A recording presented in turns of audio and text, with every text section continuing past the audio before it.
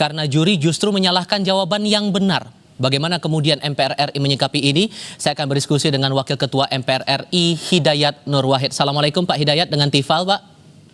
Waalaikumsalam Mas Tifal, apa kabar? Kabar baik, terima kasih untuk waktunya sudah bergabung bersama kami Pak. Saya melihat akun media sosial Instagram dari MPR RI 7 jam yang lalu sudah mengunggah klarifikasi sekaligus permintaan maaf Pak. Kalau Anda pribadi dari jajaran MPR RI melihat reaksi publik atas apa yang terjadi, dinamika di Lomba Cerdas Cermat ini, sejauh mana menangkap itu?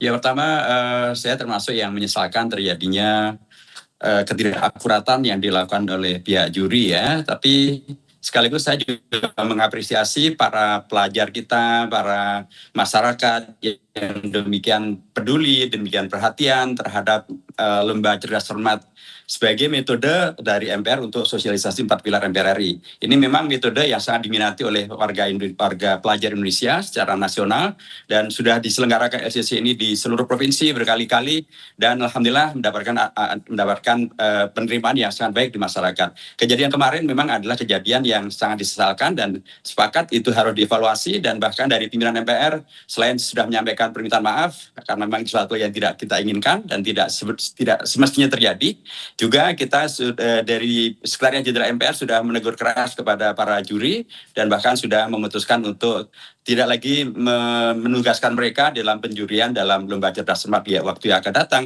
supaya pengalaman yang tidak baik ini tidak terulang dan supaya kemudian apa yang diharapkan publik bahwa kegiatan ini dievaluasi, tidak mengulangi permasalahan yang ada, akan bisa kami tidak lanjuti. Dan sekali lagi saya apresiasi kepada para pelajar kita, para guru yang demikian sangat kritis, demikian amat sangat berani untuk menyampaikan pendapat, dan demokrasi memang memberi ruang untuk itu dan kami harus mendengarkannya dengan yang terbaik. Kalau dari teman-teman MPR sempat berkomunikasi mungkin dengan Sekretariat Jenderal, adakah masalah teknis yang terjadi sampai akhirnya muncul perdebatan di momen itu Pak? Ya, memang komunikasi kami pimpinan MPR dengan Sekretariat dan dengan tim yang ada di lapangan berjalan dengan lancar ya, dan memang ada hal yang bagian yang perlu dievaluasi memang terkait dengan masalah sound system, karena saya adalah yang membuka acara itu ya. Sekalipun ketika kemudian acara itu saya buka semuanya berjalan dengan baik, karena itu kan ada 3 babak maksudnya, babak penyisian itu ada 3 kelompok yang ikut, ada 9 sekolah, dan kemudian yang peristiwa ini terjadi di babak final. Babak final itu saya waktu itu sudah dalam posisi sudah di airport untuk kembali ke Jakarta. Jadi saya tidak mengetahui terjadinya peristiwa yang sangat kita sesalkan ini. Jadi memang kita melihat bahwa beragam hal harus dilakukan evaluasi, termasuk juga penyelenggaraannya, kepanitiaannya, sound systemnya, termasuk juga informasi kepada para peserta tentang bagaimana menggunakan sound system yang ada, sehingga supaya tidak terjadi lagi kondisi di mana apa yang disuarakan tidak terdengar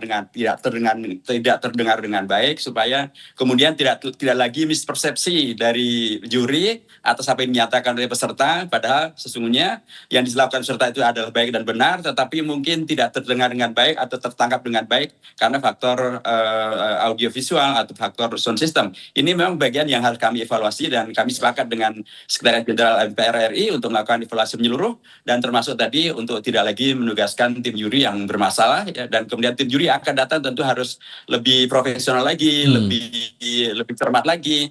Kalau kita di sepak bola kan sesungguhnya ada ya sistem VAR gitu ya, ketika kemudian wasit memutus bahwa ini misalnya gol gitu, tapi kemudian diprotes dan kemudian dilihatlah di teknologi VAR itu, dan ternyata akan terlihat ini apakah memang gol atau tidak gol. Ini kan sejujurnya kemarin juri bisa melakukan hal itu, dan para peserta kan sudah meminta agar ditanya juga kepada para hadirin yang lain gitu ya. Sejujurnya itu kan bisa dijadikan sebagai salah satu tolak ukur untuk kemudian tidak melanjutkan penilaian yang salah itu. Sehingga menurut Anda ruang untuk sanggah itu tetap harus ada untuk menghindari miskomunikasi itu tadi Pak? Sepakat, itu bagian dari yang perlu kita evaluasi agar nanti diberi ruang untuk sanggah, klarifikasi, untuk kemudian bisa melakukan koreksi atas ketidakakuratan yang dilakukan oleh juri. Oke, nah ada saran juga Pak yang kami tangkap saat rapat paripurna di DPR tadi pagi, Bu Hetifah Saifudian menyarankan agar babak itu dipertandingkan ulang. Itu jadi solusi nggak Pak?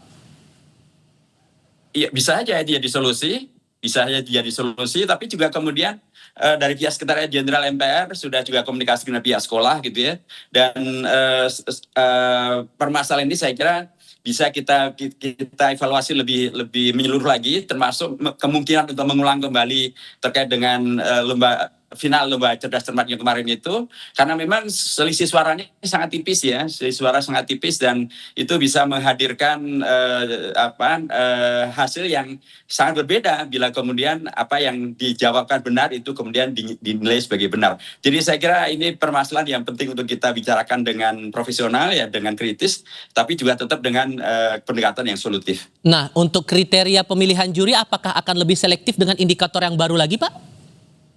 Ya pasti kita akan lebih selektif lagi, akan lebih juga mengingatkan tentang kesiapan para juri, dan tapi sekaligus tadi permasalahan terkait dengan sound system juga harus diperbaiki dengan yang terbaik supaya tidak lagi juri menangkap informasi atau jawaban yang mestinya akurat kemudian tidak terdengar dengan akurat hanya karena faktor sound system. Nah, ini kan dua yang akhirnya dinonaktifkan untuk LCC berikutnya kan datang dari Sekjen ya Pak ya, dari Sekretariat Jenderal MPR RI juga.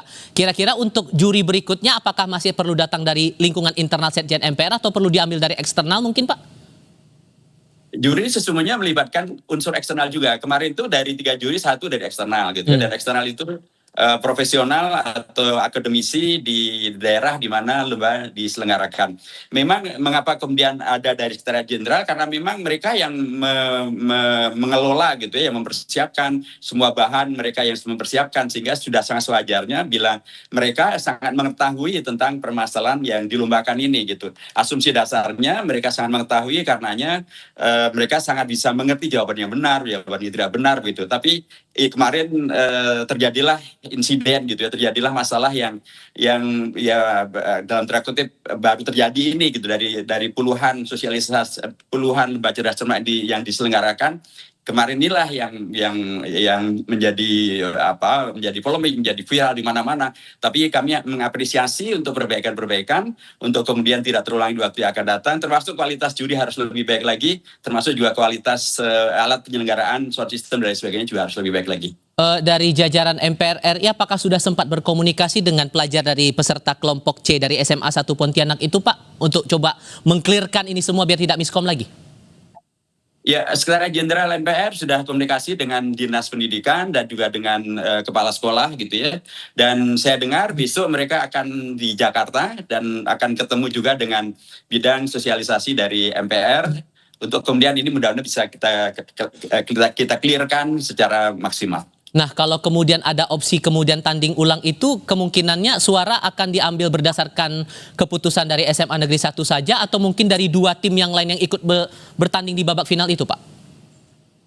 Tentu ini kita akan musyawarahkan lebih dahulu Pak ya, supaya kemudian tidak menghadirkan mispersepsi terkait dengan keputusan yang akan diambil. Tapi bahwa kemudian peristiwa kemarin tidak boleh terulang, bahwa peristiwa kemarin harus menjadi pelajaran sangat penting, ya itu harus menjadi pelajaran yang sangat serius agar ke depan tidak terulang lagi permasalahan sejenis. Baik, Pak Hidayat Nur Wahid, terima kasih banyak untuk waktunya sudah berbicara bersama saya kali ini ya Pak. Sehat selalu untuk Anda Pak, Assalamualaikum, selamat malam.